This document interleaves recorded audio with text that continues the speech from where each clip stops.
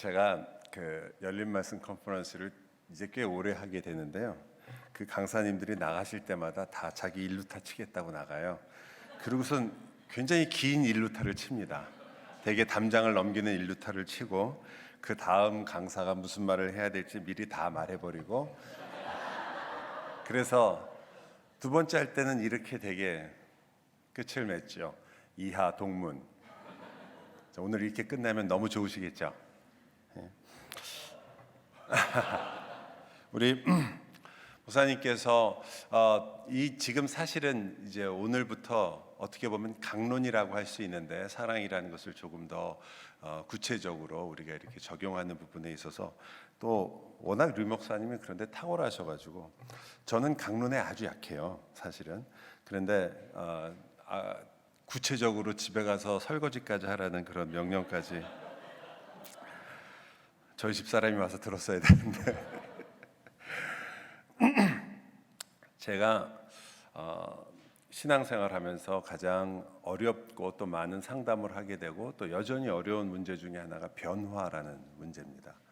그리고 이 변화라는 것을 우리가 생각하게 되면 과연 인간이 변할 수 있나, 또 이것이 성화라는 것과도 관계가 있죠. 그래서 과연 우리가 예수를 한 10년, 20년을 믿어도 내가 만족할 만큼 변하고 있는지, 혹은 나는 정말 조금이라도 변화가 있는 건지, 그리고 주위에 있는 사람들 말을 들어보면 별로 변화가 없는 것 같다라는 생각을 많이 하게 되죠.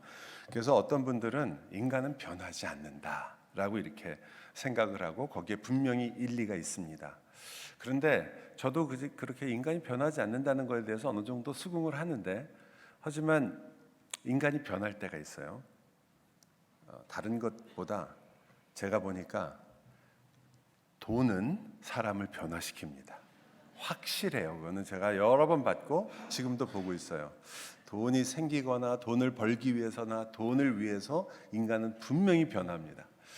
그런데 돈만큼 잘 나타나지 않지만 사실은 진짜로 인간을 크게 변화하게 하는 게 있죠. 저희 아들이요, 그땐 좀 어릴 때였는데 이제 20살이 갓 됐을 때, 대학교 1학년 때인가 2학년 때인가. 근데 얘가 도저히 뭐 집에서 아무리 얘기를 해도 세수도 일주일에 한 2번 하나? 그런데 어느 날부터 아침마다 거울을 보고 세수를 하고 뭐 수염을 깎는다, 뭐 아빠가 쓰는 무슨 뭐 이런 거 있느냐 물어보고 자기도 밖에 나가서 사오고. 뭐죠? 예, 여자친구가 혹은 자기가 사귀고 싶은 여자가 나타난 거예요. 완전히 변했어요. 생활 패턴이 바뀝니다. 아침에 일찍 일어나고요. 그 여자 친구가 될지 여가 친구였는지 모르지만 그 여자를 만나기 위해서 옷도 다 자기가 골라서 입고 완전히 변하더라고요. 사람은 사랑을 하면 변하죠. 세상에 숨길 수 없는 것이 주머니 속에 송곳하고 사랑하는 마음이래잖아요. 누군가를 좋아하게 되면 어떻게 하든지 드러나게 됩니다. 여러분이 하나님을 사랑하게 되면 어떻게 하든지 드러나게 되는 것과 마찬가지입니다. 숨길 수가 없어요.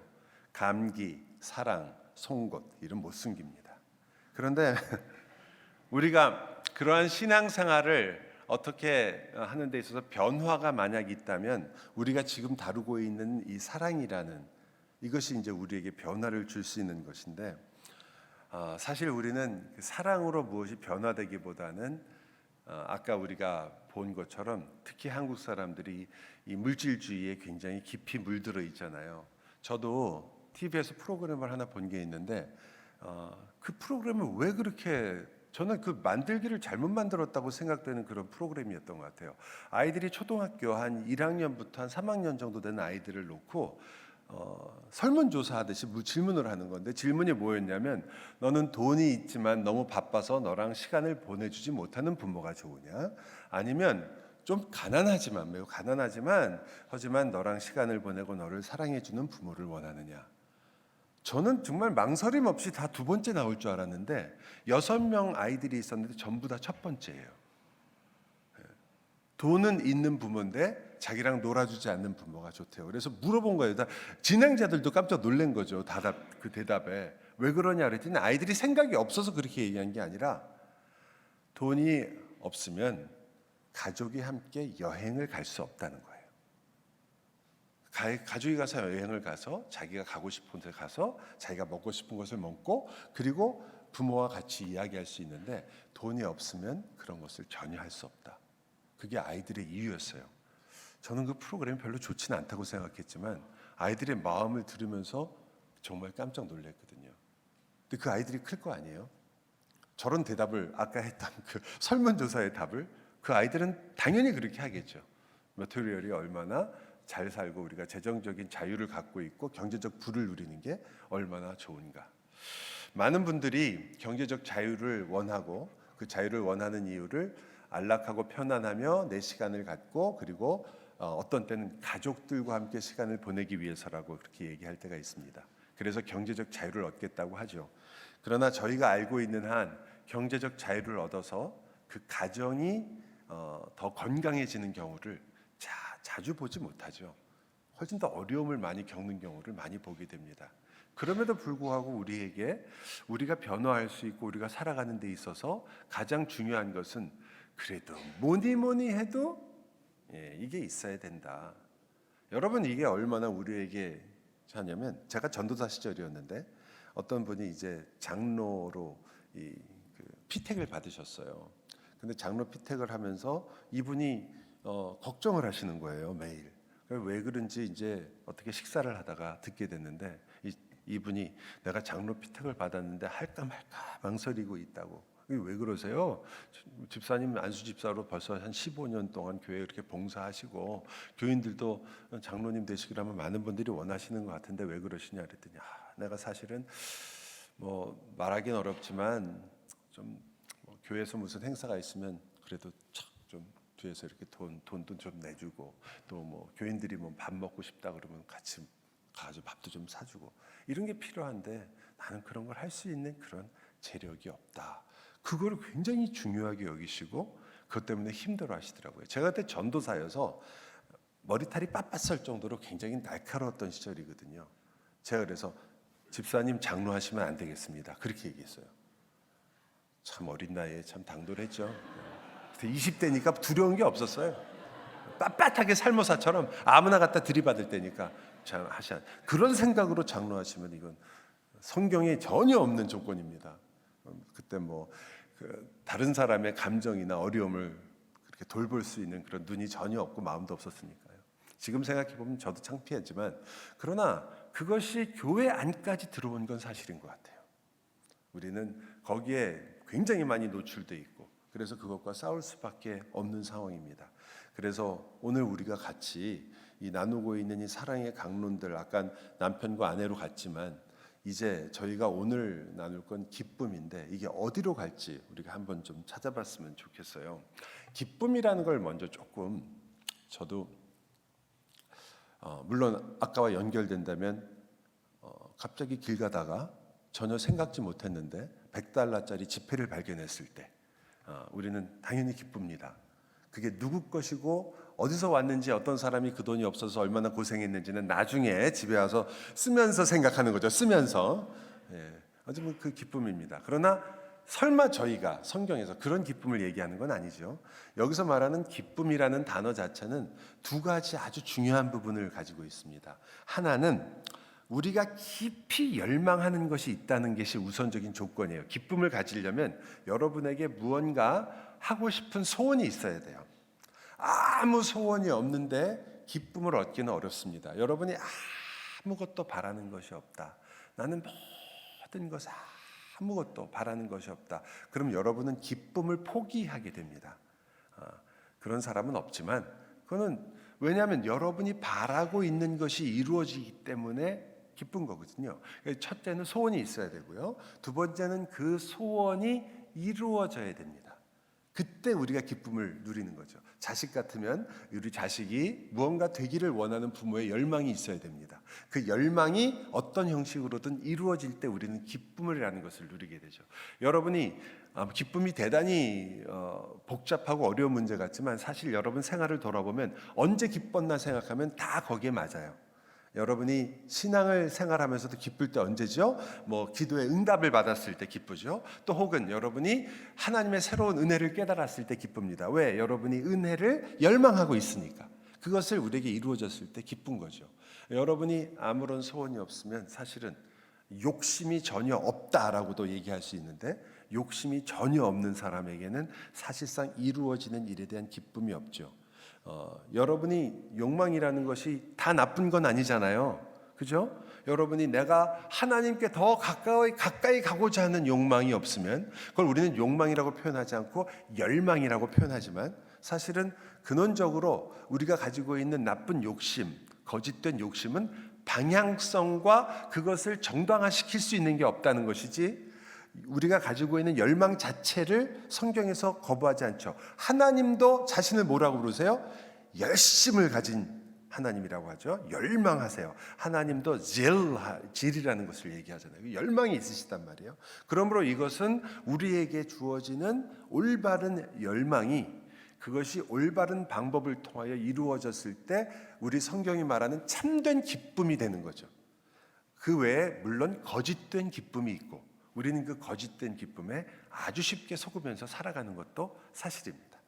하지만 우리가 그것을 두 가지를 생각한다면 사랑의 기쁨이라는 것을 설명하는데 좀 훨씬 더 편리한, 그리고 그렇게 어렵지 않은 그러한 접근을 할 수 있을 거예요. 왜냐하면 사랑의 기쁨이라고 얘기했을 때 우리는 먼저 우리가 하나님의 사랑과 하나님의 기쁨으로부터 출발할 수 있기 때문이죠. 자, 하나님의 기쁨이 무엇인가? 이거는 이제 우리가 생각해 봐야 될 부분입니다. 여러분, 하나님의 기쁨, 하나님의 깊은 열망은 뭘까요? 하나님께서 천지를 창조하신 목적이 무엇일까요? 여러분, 하나님이 천지를 창조하신 목적이 하나님이 외로워서 그러신 건 아니거든요.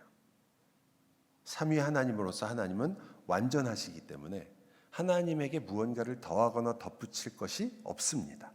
그럼에도 불구하고 하나님은 천지를 창조하셨어요. 많은 설명하는 방법이 있지만 우리의 주제가 사랑이니까 그것 중에 분명히 한 가지는 하나님의 사랑 때문이죠. 사랑은 대상을 끊임없이 넓혀갑니다. 삼위 하나님께서 이제 그 대상을 더 넓은 자신의 창조물로 넓혀가시기 시작했죠. 그리고 우리는 창조의 목적이 어디 있는지를 창세기에서 물론 발견할 수는 있지만 보다 정확히 알 수 있는 것은 역시 역사의 끝입니다. 하나님께서 무엇을 이루시냐는 역사의 끝이 나오죠. 그 책을 우리가 뭐라고 부르죠? 창세기 다음에 맨 마지막에 나오는 책. 제가 세교회를 너무 새롭게 봤나요? 요한계시록이요. 요한계시록을 가면 하나님이 뭘 목적으로 해서 창조를 하셨는지를 알 수 있는 거 아니에요. 여러분, 계시록은 무슨 예언서다 그래서 앞으로 일어날 일 이런 걸 얘기하신다고 많이 생각하시지만 계시록을 보시면 앞으로 일어날 일에 대한 부분은 그렇게 많지 않아요. 오히려 일어날 부분들을 설명하는 부분에 있어서 우리 신앙의 삶이 어떤 것이어야 되고 우리가 왜 승리하는 자이며 하나님께서 어떻게 승리하실 것인가에 대한 이야기죠. 그러니까 거기에 나중하게 보면 하나님이 승리하실 때 어떤 일이 이루어집니까? 하늘에서 새 예루살렘이 내려오죠. 이것을 우리는 이렇게 말할 수 있습니다. 하늘과 땅이 만난다라고 말할 수 있어요. 그리고 그것을 성경 자주 바울도 얘기하죠. 예수 그리스도께서 이 땅에 오셔서 하신 일을 표현할 때 하나님께서 하늘에 있는 것들과 땅에 있는 모든 것을 어떻게 하신다고요? 통일하신다. 이것이 그리스도께서 이 땅에 오신 아주 중요한 이유 중에 하나예요. 우리를 구원하신다는 의미가 단지 우리에게는 그저 개인적으로 내가 어떻게 하면 이 땅에서 내 죄를 해결하고 내가 예수의 십자가로 말미암아 구원을 받아서 천국에 갈 것인가 라는 것을 많이 생각하지만 성경에서 말하는 구원은 훨씬 더 우주적 의미도 같이 갖고 있어요. 자, 제가 자주 좋아하는 질문인데 여러분은 출애굽기를 잘 아시잖아요. 출애굽기 보면 맨 처음에 유월절 사건이 있죠. 10가지 재앙 중에 마지막. 그것 때문에 나오게 되잖아요. 근데 유월절 사건은 우리가 여러분이 다 유월절 어린 양 그때 피 바른 거 예수 그리스도의 사건 다 아마 배우셔서 아신단 말이에요. 토요일 날 낮에 여기까지 오실 정도면 뭐 대부분 분들은 다 그 정도는 아시겠죠. 하지만 거기서 끝나지 않고 그 다음에는 홍해를 건너갔잖아요. 못 건넜으면 죽었어요. 그죠? 거기를 건너요. 광야에서 아무것도 없는 데서 만나와 메추라기와 하나님의 주시는 물로 살았습니다. 40년을 살았어요. 거기서도 그거 없었으면 죽었어요. 여러분, 이스라엘 백성 생각을 해보세요. 여러분, 어제 점심 식사 뭐 하셨습니까? 다 다르시겠지만 뭐 하셨겠죠. 오늘 점심도 똑같은 걸 먹는다. 내일 교회에서도 똑같은 거 준다. 월요일 말도 똑같이 준다. 여러분 어떠시겠어요? 제발 첫날 이스라엘 생각해보세요. 만나 볶음, 만나 지짐, 만나 무침, 맨날 똑같은 거. 그렇게 40년. 여러분 같으면 하나님한테, 하나님 오늘도 처음엔 감격했죠. 오늘도 만납니까? 이거 안 하겠어요? 근데 어쨌든 이스라엘 백성들이 거기서 살았어요. 하지만 그 다음에 가나안에 들어갔을 때가 하나님의 약속의 땅에 들어간 거 아니에요. 자, 여러분, 그럼 이스라엘이 구원받은 때는 언제인가요? 1번 유월절 그리스도의 십자가, 그때 구원받았다. 이미 구원받았다. 둘째, 아니다. 그 성경에도 있지 않느냐? 이 모세와 함께 홍해를 건널 때 그들이 세례를 받았다. 그러므로 이때다. 셋째, 광야에서 죽었으면 끝인데 광야에서 하나님께서 그들과 함께 하시면서 성막에 함께 다니지 않았느냐? 그때가 구원받은 거다. 아니, 끝에까지 가야 구원이지. 가나안에 들어간 것이 구원이다. 자, 1번, 2번, 3번, 4번. 자, 이제 찍으면 되시는 거예요. 객관식 문제, 우리나라 사람들 제일 강한 거. 자, 1번이라고 생각하시는 분 손 들어보세요. 유월절이다. 이건 뭐 볼 것도 없다. 자, 두 번째, 아니다. 바다를 건넌 홍해 사건이다. 홍해 사건이 그렇게 별로 인기가 없네요. 세 번째, 광야에서 그들은 진짜 구원을 경험한 것이다. 구원받았다. 광야 세 번째. 몇 분 올. 네 번째, 가나안에서 구원받았다. 제 이 문제의 함정은 뭐냐면 여러 번 고를 수 있다는 거예요.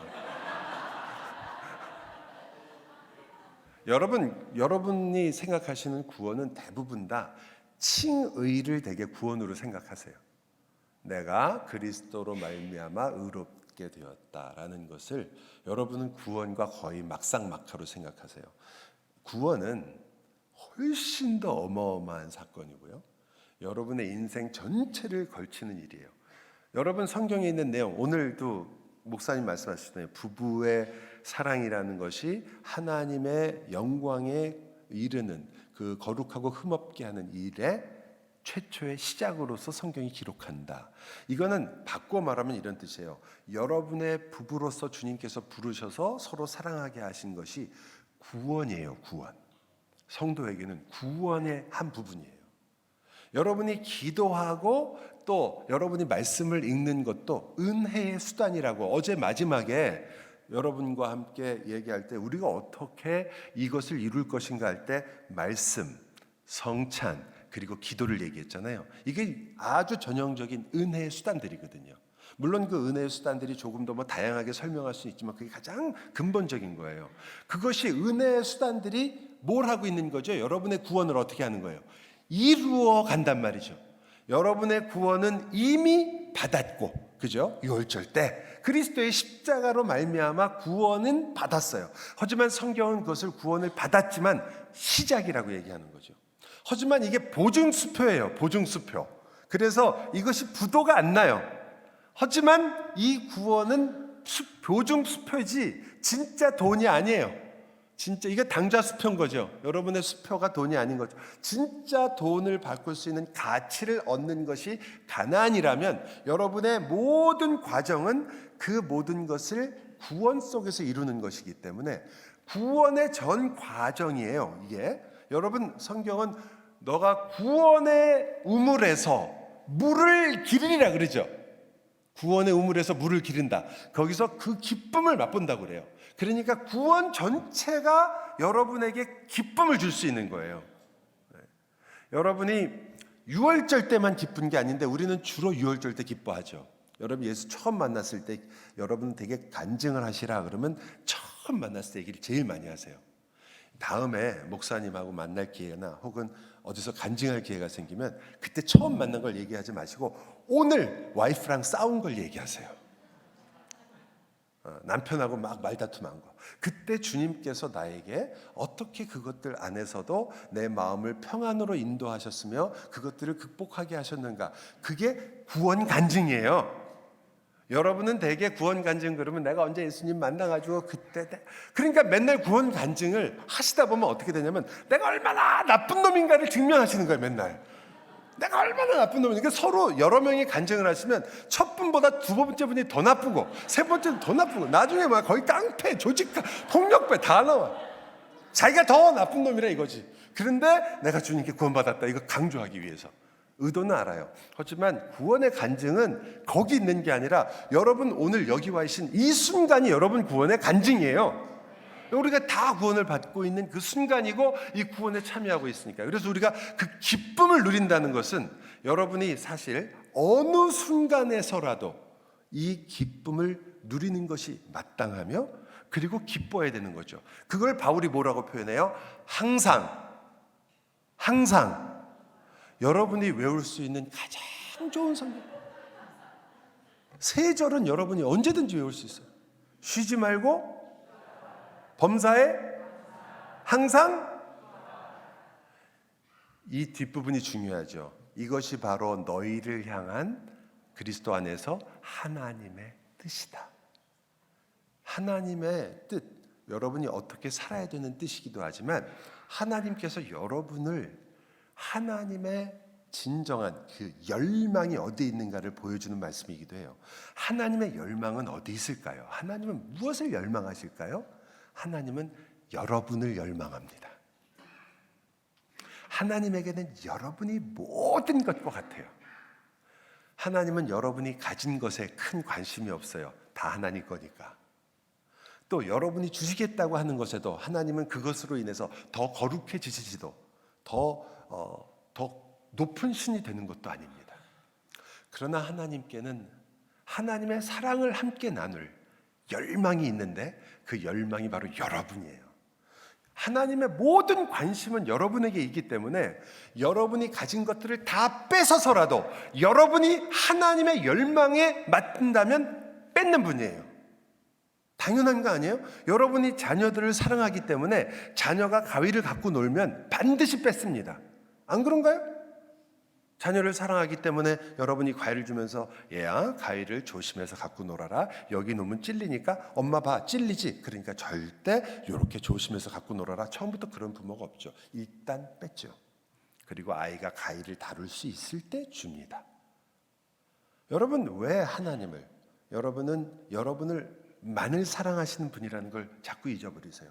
여러분이 아이를 키워보신 분들은 다 아시겠지만 저희 아이도 초등학교 1학년 때 처음으로 유치원 때 한국에서 유치원 다녔거든요. 저희 큰애는 유치원 때 처음으로 집에 무언가를 들고 왔어요. 유치원에서 뭘 만들어가지고 어머니 날이었는데 한국은 어머니 날 아버지 날이 따로 없잖아요. 어버이날인데 그날 카네이션을 종이로 만들어서 가져왔어요.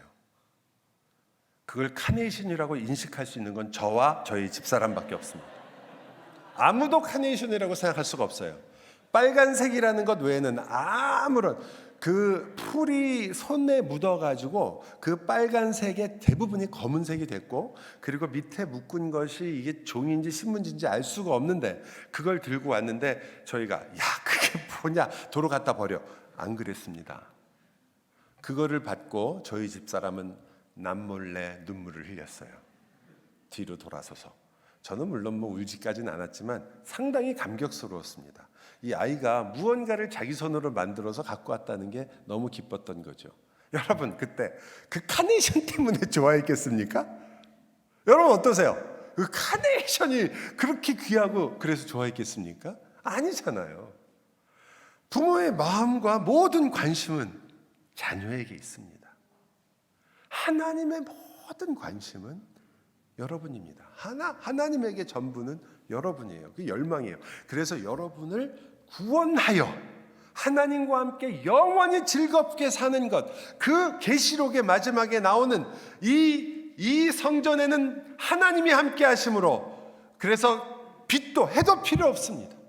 아무것도 필요해요. 항상 낮과 같이 밝고 밝은 그곳에서 누구와 함께 홀로 그 밝음을 즐기면서 거기서 혼자 재밌게? 아니요. 하나님이 여러분과 함께 영원히 사는 여러분을 신부로 삼아 여러분과 함께 잔치를 벌이며 기쁨과 즐거움 속에 사는 게 그 계시록에 하나님이 이루고 싶은 거예요. 여러분 동원해 가지고요. 하나님께서 무언가를 막 가져갖고 성전 지으라고 그러지 않으세요. 천국 가서 거기 가서 너 망치질 해가지고 내가 거할 뭐 어디를 만들어라, 네 집 네가 지어라, 이런 거 안 하세요. 예수님이 그러시잖아요. 내가 예비하러 가노라.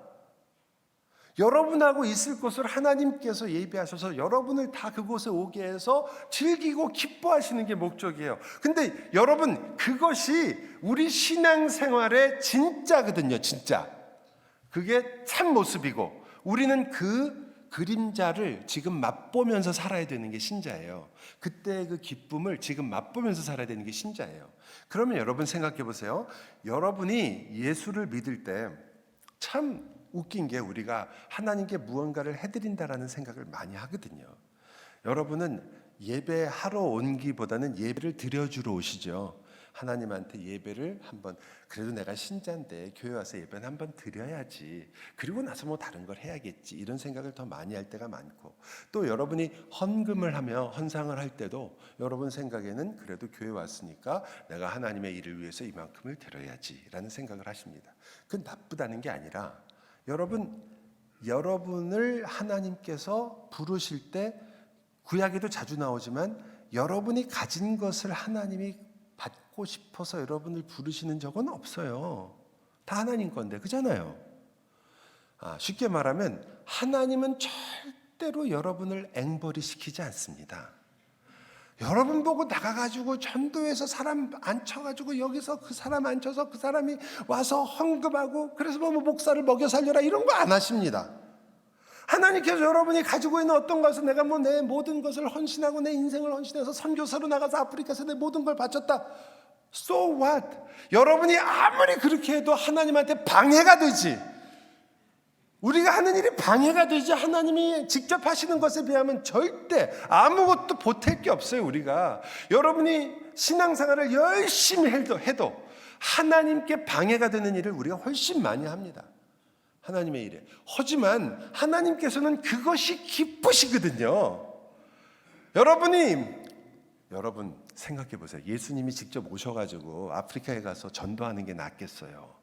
여러분이 가서 무슨 밀림을 해치고 나가서 뭐 전도를 몇 명 전도하고, 그게 낫겠어요? 어느 게 쉽겠어요?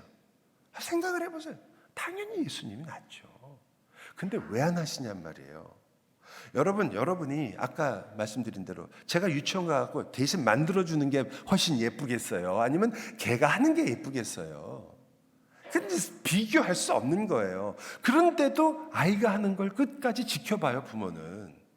그죠? 그리고 그걸 보고 감격한단 말이에요. 저와 여러분이 교회 와서 대단한 일을 해서 하나님께 영광을 돌린 만큼 엄청난 일을 해서 하나님이 기뻐하시는 게 아닙니다. 하나님을 놀랄 만한 일을 우리가 할 수가 없어요. 하나님이 왜 놀라시겠어요? 다 아시는데. 하지만 여러분이 하는, 아무리 아까 우리가 한 것처럼 아무리 적은 일이라도 하나님이 기뻐하신단 말이에요. 왜? 하나님에게 여러분은 그런 존재니까요. 하나님의 기쁨을 지금 우리가 이루어 가고 있는 그 안에, 구원을 받고 있는 전체가 그걸 이루는 거거든요. 하나님의 목적과 뜻을 이루고 있는 거예요. 자, 하나님이 여러분에게 뜻을 두셨습니다. 그러면 하나님의 뜻은 이루어질까요? 이루어지지 않을까요? 그것도 하나님 마음대로예요? 아니면 여러분이 그것을 거절하고 이길 수 있을까요? 자, 하나님이 여러분에게 뜻을 주셨습니다. 그 뜻은 반드시 이루어집니까? 안 이루어집니까? 그래서 하나님의 뜻이라고 하는 거잖아요.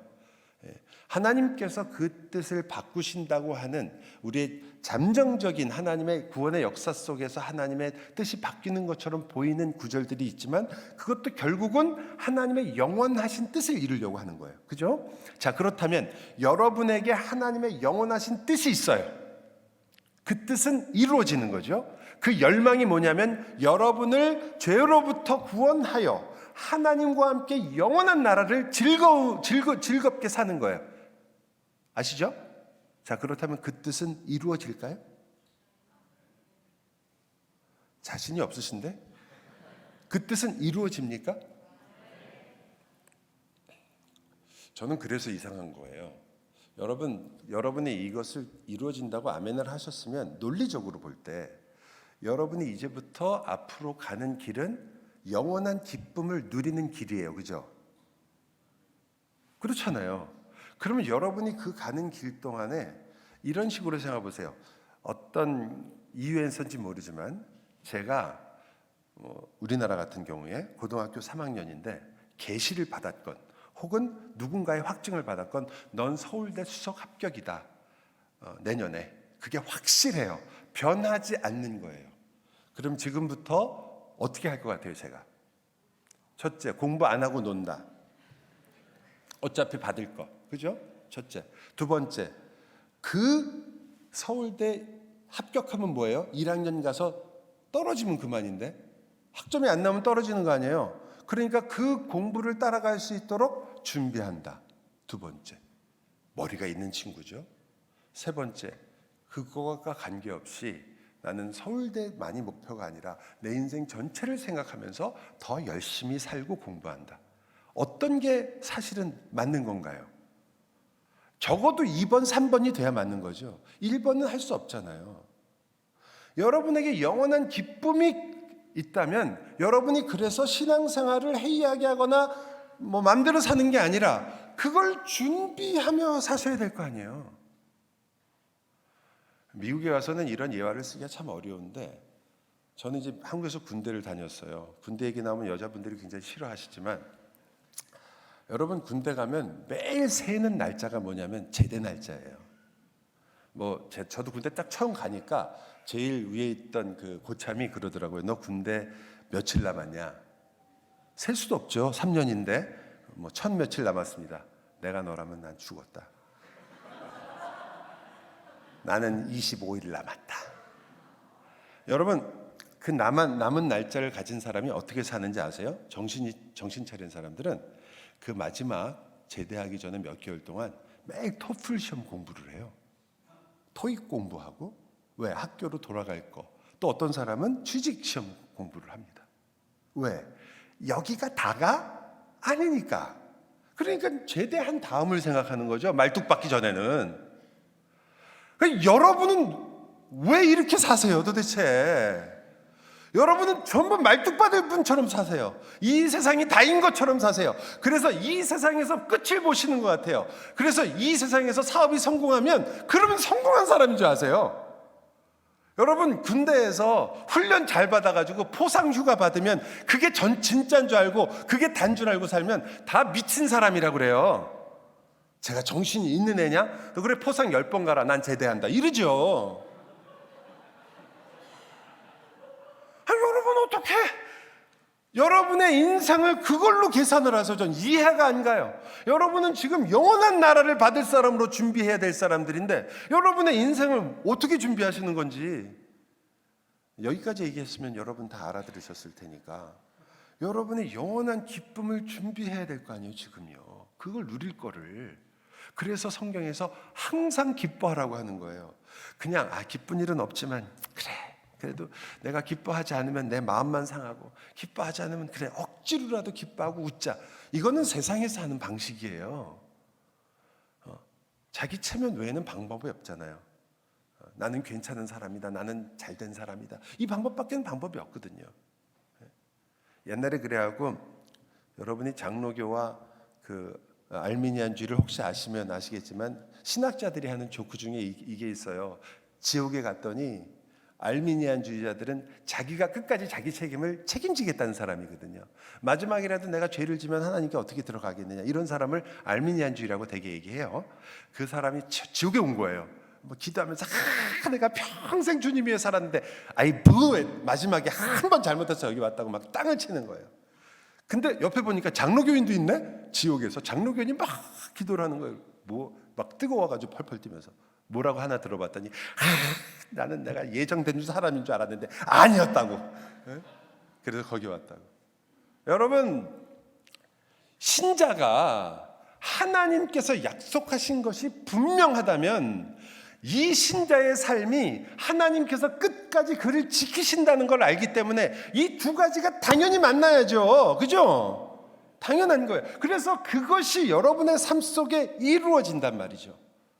그러면 그것을 준비하는 삶을 여러분이 연습하시는 거예요. 지금 기쁨을 연습하게 됩니다.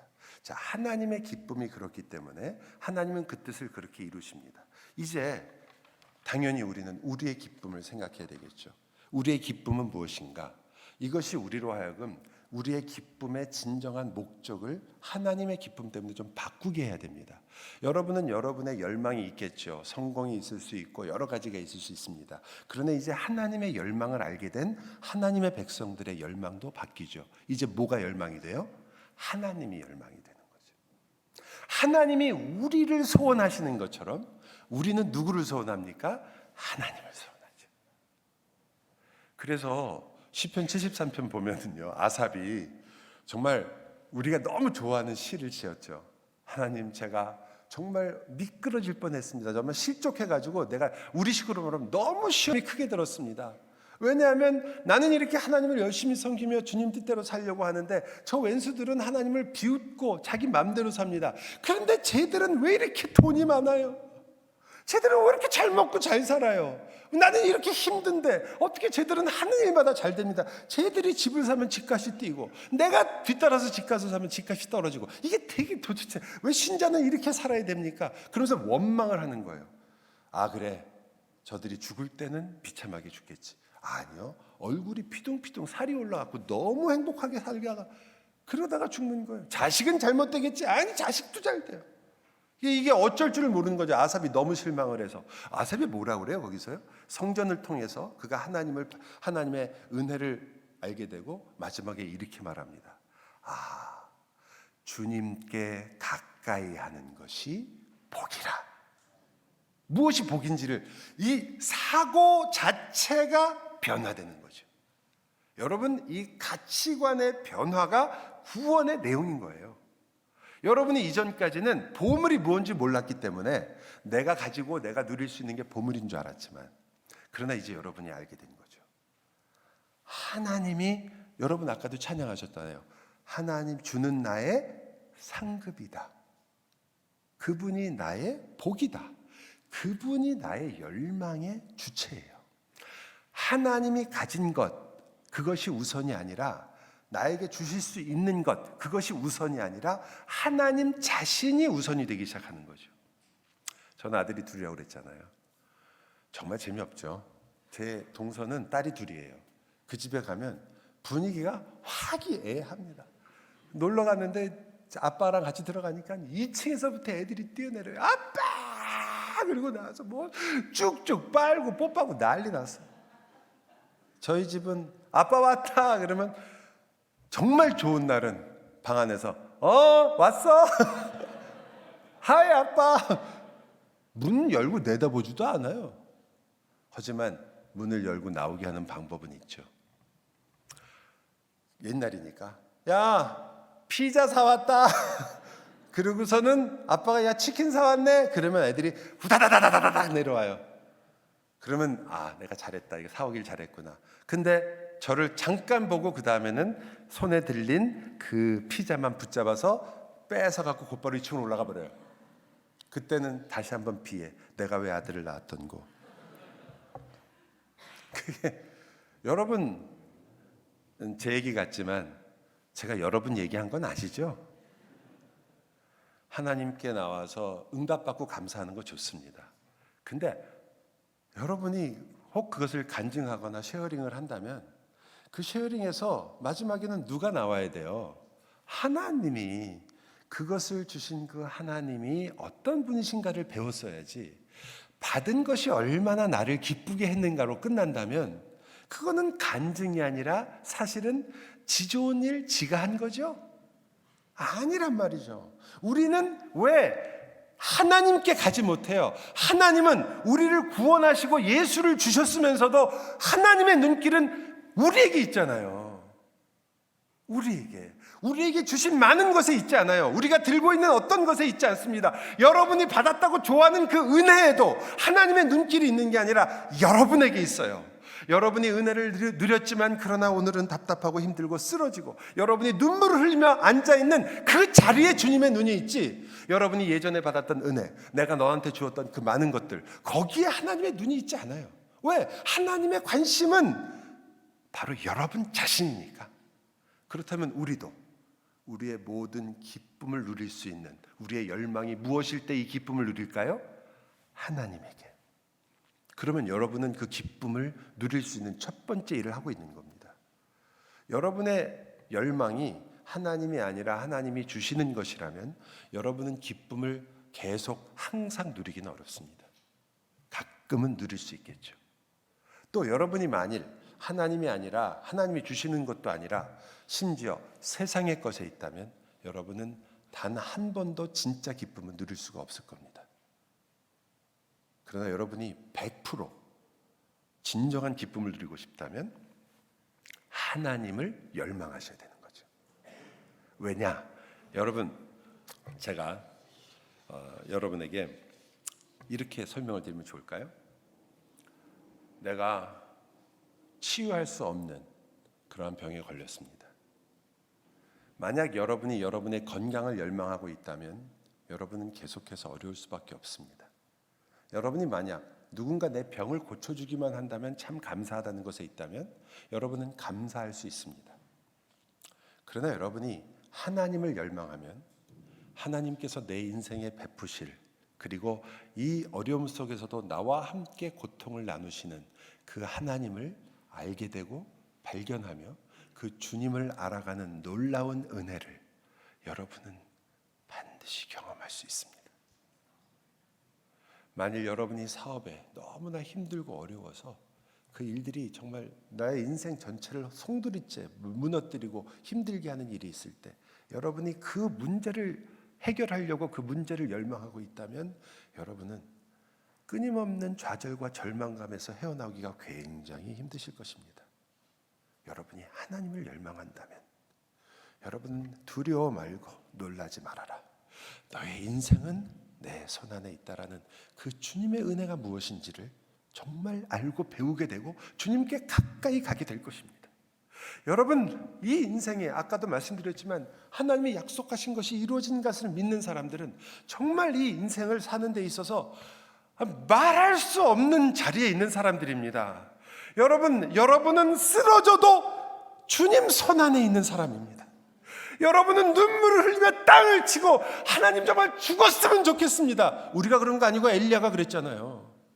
그러나 그는 어디에 있었습니까? 하나님의 손안에 있었습니다. 죽겠다고 하는데도 주님의 손안에 있는 사람, 그게 우리입니다. 내 모든 인생을 송두리째 포기하고 싶어서 정말 어쩔 줄 모르는 그 순간에도 하나님의 손이 우리를 붙잡고 있는 사람, 신자입니다. 그게 여러분과 저입니다. 그 길을 걸어가는 사람들이 여러분입니다. 그래서 우리가 주님과 함께 걸어가는 이 길을 기뻐한다라고 말하는 거예요. 정말 기쁜 길이구나. 이 길을 도대체 무엇으로 대체할 수 있단 말인가? 이 인생을 누구하고 어떻게 이걸 포기할 수 있겠습니까? 하나님과 함께 가는 이 동행함이 왜 우리에게 기쁨이라고 얘기하는 것이 우리에게 이토록 다가오겠습니까? 여러분, 그 구원의 과정이 여러분에게 이루어지는 그 모든 일이 기쁨이 되려면 하나님이 여러분의 열망이어야 됩니다. 우리의 소원은 통일이 아니에요. 우리의 소원은 하나님입니다. 그리고 그 하나님은 우리를 절대 실망시키지 않기 때문에 두 번째 조건은 당연히 만족됩니다. 그 뜻을 이루어 내실 것입니다. 우리는 정말 선하신 하나님을 배우게 될 겁니다. 얼마나 우리를 사랑하시는지를 매일 깨달을 수 있을 것입니다. 정말 하나님께서 내 인생 순간순간마다 어떤 일을 하고 계시는지를 여러분이 모르고 지나갔던 그 순간들조차도 여러분은 알게 되실 것입니다. 정말 좋으신 분입니다. Don't take my word for it. 내 말을 들으시지 말고 하나님의 그 증명을 들으십시오. 하나님께서 이스라엘을 어떻게 하셨는지, 하나님을 배반하며 배반했던 그들을 어떻게 대하셨는지, 하나님께서 예수 그리스도를 어떻게 보내셨는지, 그가 그 십자가를 어떻게 지셨는지, 그가 그곳에서 어떤 말을 하셨는지, 여러분 제발 그 주님의 말씀을 들으십시오. 그리고 기뻐하십시오. 여러분 그 사랑을 받은 사람들입니다. 사랑은 기쁨입니다. 기도합시다.